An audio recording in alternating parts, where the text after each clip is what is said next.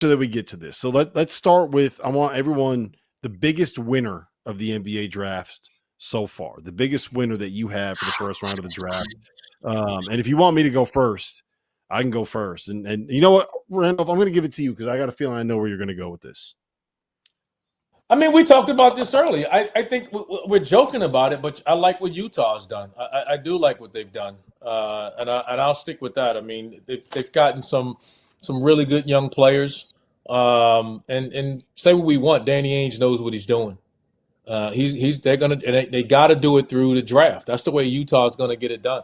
They're not gonna get it through free agency. So I like what they've done so far. Henson, biggest winner of the first round of the NBA draft.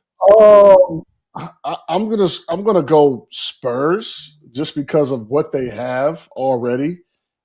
It's kind of like the rich get richer, and if Harper and Bryant turn out to be the players that they're expected to be and drafted to be, Carter Bryant 14 and Harper, I think the Spurs have fast tracked themselves to win at a high level or be able to flip assets and just become better, right? And if they need to add a piece or subtract a piece, similar to OKC, they can do that with, the capital they have in the draft, the young players, et cetera. So I like the Spurs for now. Goodman, biggest winner of the first round. The Pelicans. I'm going the Pelicans. They got Fears. He slid down to 7. High upside guy again. Not going to help you probably tomorrow, but could be a really, really, really good player. And then they traded and got Derek Queen with, I think it was like 12 or 13. 13, right? Didn't they? No? Yep. Yeah. So 2 guys, one which can help you immediately. And another, it's going to take some time, but I think could develop. I think those are 2 starting players in the NBA for a long time.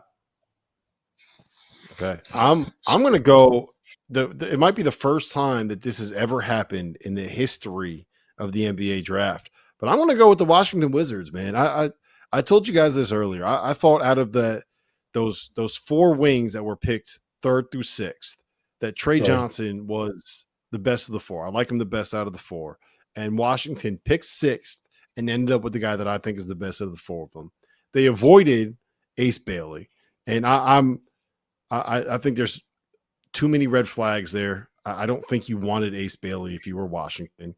I don't think that he's a guy that will win. I think he's an empty calories player. So I think you avoided Ace Bailey. You got the best of those 4 wings and Trey Johnson. And then you go out and you get another guy in Will Riley that I think can kind of fill that same role. So you got a bunch of scorers to go around a guy like Bilal Coulibaly, who is a versatile defender, a potential point guard of the future in Bub Carrington, and the number 2 pick in last year's draft in Alex Sarr. And you got all those guys there, and they're learning from the vets like we talked about. I think the Wizards are in a place right now that makes a lot of sense for them, and they're set up in a good place to kind of build for the future here. Maybe it'll take a while. They're probably still going to be tanking next year, but I don't hate where the Wizards are. And they're going to have $1 billion in cap room next season.